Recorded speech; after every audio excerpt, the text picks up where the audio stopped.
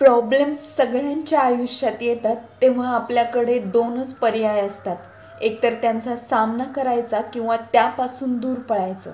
आता हे आपल्यावर अवलंबून आहे की आपण त्या परिस्थितीत काय करतो.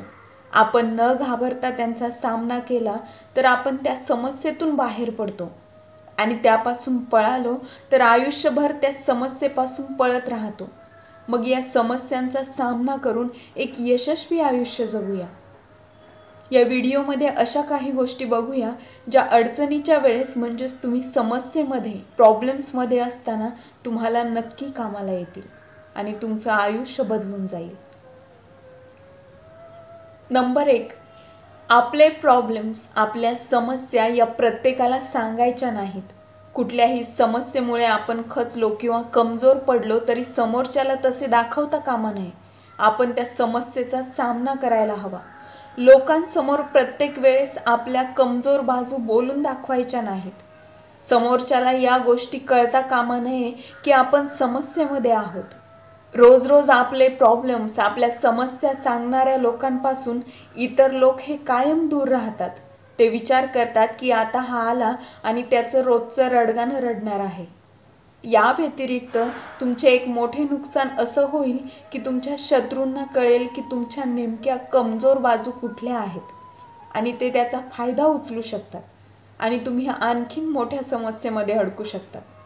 यापासून वाचायचं असेल तर एक गोष्ट करायची, सापासारखं राहायचं. सापाचं विष काढून घेतलं तरी साप फणा काढायचं सोडत नाही. तो त्याच्या रक्षणासाठी किंवा समोरच्या प्राण्याला भीती दाखवण्यासाठी त्याचा फणा काढणं बंद करत नाही. फणा काढल्यामुळे तो विषारी आहे की बिनविषारी हे कोणाला ओळखायला येत नाही. त्याचप्रमाणे तुम्ही स्वतःच्या कमजोर बाजू इतरांना सांगितल्या नाहीत, त्यांच्यासमोर तुम्ही स्ट्रॉंग आहात हे दाखवलं तर समोरचे तुम्हाला नुकसान करण्याअगोदर 10 वेळेस विचार करतील. म्हणून आपल्या समस्यांबद्दल सांगताना त्या अशाच व्यक्तीला सांगा जो तुमचा खरंच जवळचा आहे आणि तो तुमची अडचण समजून घेऊ शकतो आणि त्यातून बाहेर निघण्यासाठी तुम्हाला मदत देखील करू शकतो.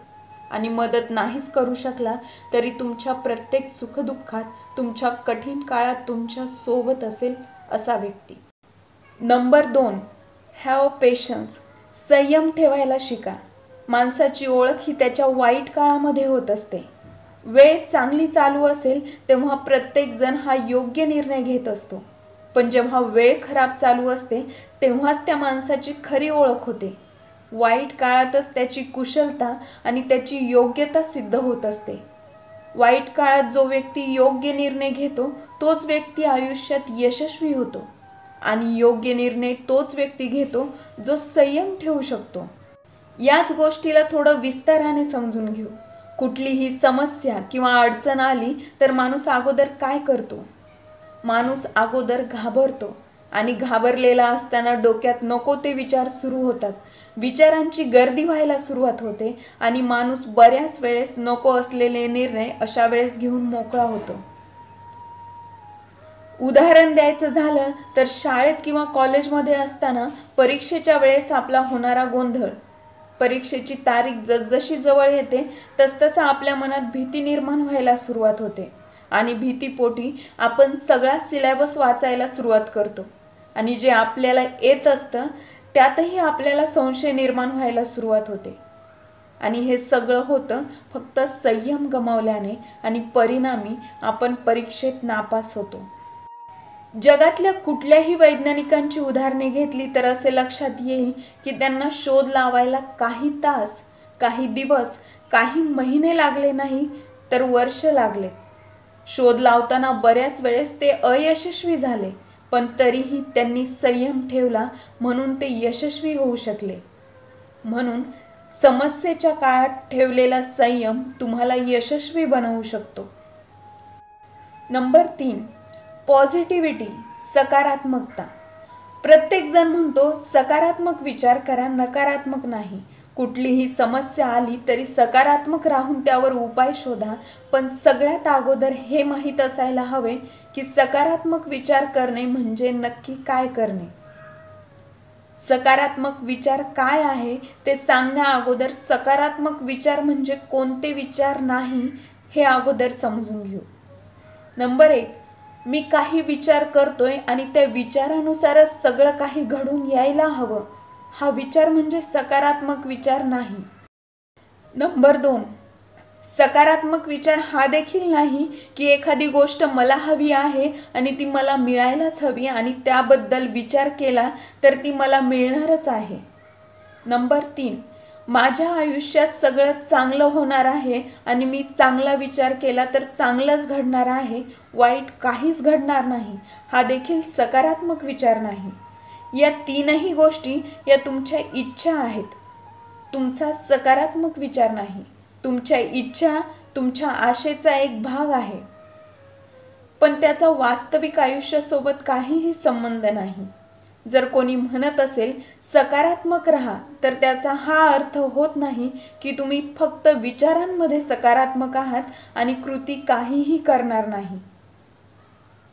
सकारात्मक विचार म्हणजे तुम्ही समस्येबद्दल विचार करत आहात, त्यावर सोल्युशन काढण्याचा प्रयत्न करत आहात, त्यातून बाहेर पडण्याचा प्रयत्न करत आहात आणि ते करत असताना हा विचार ठेवून की माझ्या प्रयत्नांना यश मिळणार आहे आणि मी माझ्या प्रयत्नांमधून या समस्येतून बाहेर निघणार आहे. याला म्हणतात सकारात्मक विचार. तुम्ही समस्येमधून बाहेर निघण्याचा प्रयत्न देखील करत आहात आणि तो प्रयत्न करताना तुमच्या विचारांमध्ये देखील सकारात्मकता ठेवत आहात. म्हणून कुठलीही समस्या आल्यानंतर आपल्या प्रयत्नांसोबत आपल्या विचारांमध्ये देखील सकारात्मकता ठेवा. तुम्ही नक्कीच त्या समस्येतून बाहेर पडणार. Number 4, control your fear. आपल्या भीतीवर नियंत्रण ठेवा. जेव्हा कधी समस्या येते आणि सगळी परिस्थिती तुमच्या विरोधात असते, अशा वेळेस तुम्हाला तुमच्या भीतीवर कंट्रोल ठेवता यायला हवा. एक घाबरलेला आणि कमजोर असलेला व्यक्ती कधीच समस्यांचा सामना करू शकत नाही, कारण त्याला त्यावेळेस हा विचार करायला हवा असतो की आपण या समस्येतून बाहेर कसे निघणार. पण तो हा विचार न करता तो त्याच्या भीतीचा विचार करतो. आता माझं कसं होणार, मी काय करणार, घरच्यांना कसा सामोरं जाणार, आता माझं भविष्य काय असणार, या सगळ्या गोष्टींचा तो विचार करत असतो, कारण तो घाबरलेला असतो. म्हणून आत्मविश्वासासोबतच आपल्या भीतीवर आपला कंट्रोल असायला हवा. आत्मविश्वास असणारा व्यक्ती न घाबरता कुठल्याही समस्येतून बाहेर निघण्यासाठी मार्ग हा शोधून काढतो. Number 5, don't regret. ते लोक कधीही खुश राहू शकत नाहीत जे आपल्या भूतकाळातील वाईट अनुभवांचा विचार करून पश्चाताप करत राहतात.